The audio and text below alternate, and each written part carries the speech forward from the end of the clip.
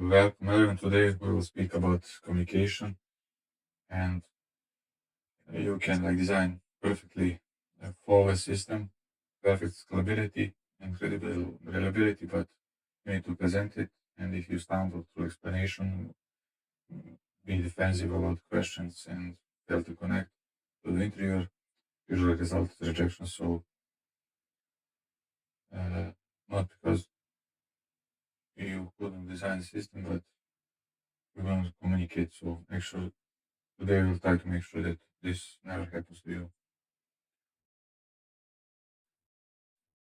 So what most don't realize that technical solution is only 33% and other 67 comes from how you communicate it. So solution is how you communicate the solution and how you handle the feedback. So you're not just solving the problem isolation and you are explaining solution to the stakeholders, defending decisions, collaborating with team.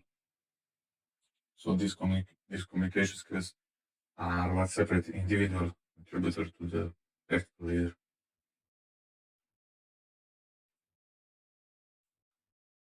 So there is this difference.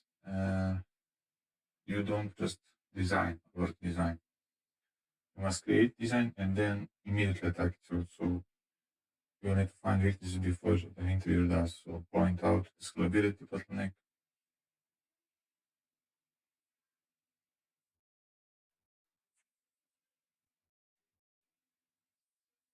So when you proactively do this and look into the issues, you demonstrate engineering maturity and systems thinking.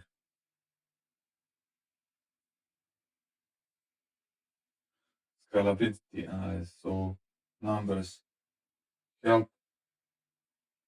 So when you're speaking about the design and how it satisfies different requirements. So,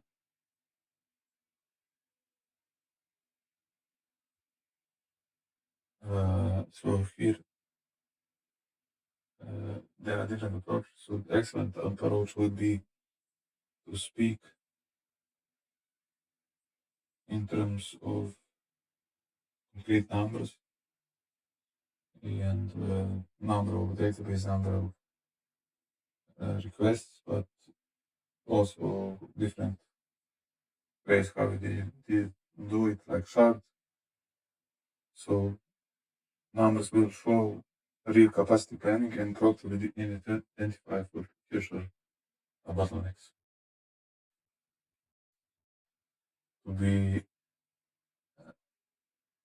to do analysis about reliability, you need to expect things to break. So we like introduction system and everything breaks. So your job is to identify the failure modes before they happen. So the system reliable because we use broad technologies. So this kind of bad approach and an excellent approach will be if primary database fails, we have a replica, 5 seconds failure, charging entire region goes down, cross region replication 30 seconds every time. So this approach assumes failures and how it mitigates.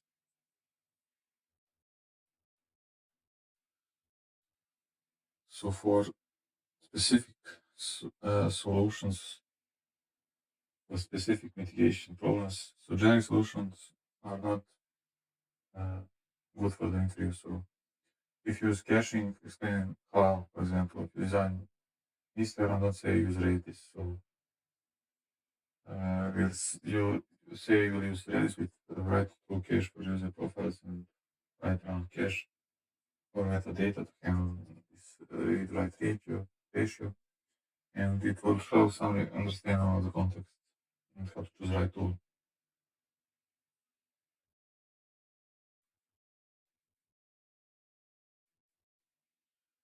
For technical communication, structure creates clarity. So your presentation structure is your roadmap, and for structure sounds like you use microservices that may need DB, caching, port load balancers. It's like kind of scattered and confusing. So excellent structure will follow clear flow. So requirements to start and can leaks users with its own latency. This is the API design, this is the database scheme, how we scale each component, and the interviewer can follow your thinking process step by step.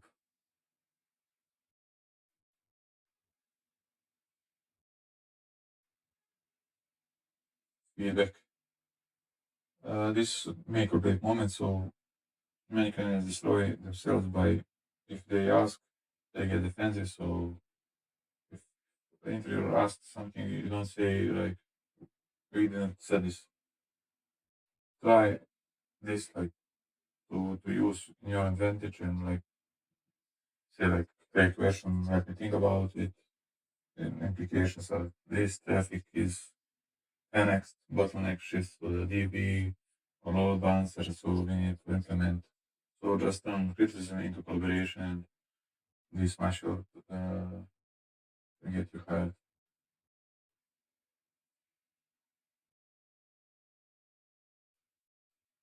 So align your values with company. So to know your audience, you need to know about this company and interior. So every company has different culture. You need to speak their language. And let's say at Amazon, they emphasize customer obsession and operational excellence, and Google they focus on scale and long-term thinking. At Meta, they highlight user engagement and rapid integration. At Microsoft, inclusive design and collaboration. And Meta is now at scale and user engagement. And these things change, so how about it?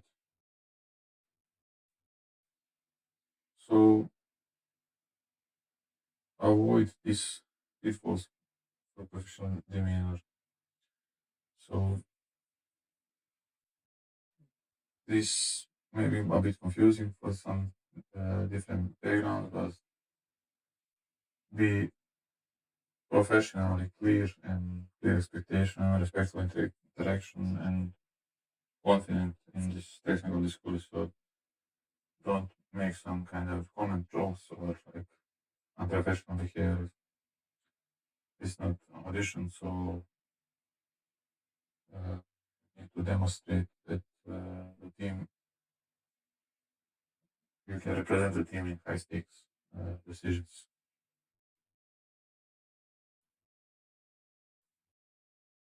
So scoring by scoring input by level. So as you become senior, the communication rating increases dramatically. So junior engineer might pass with great technical skills and okay communication. And senior engineers both technical and communication mastery. So senior engineers influence others and lead technical decisions. Competence literally evaluating your potential technical leadership.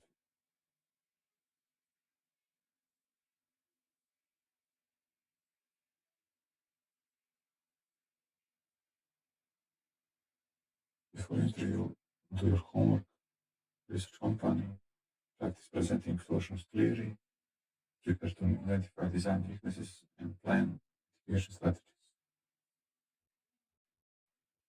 And also maintain professional demeanor, accept failure gracefully, and present solutions systematically with all the numbers and quantitative analysis.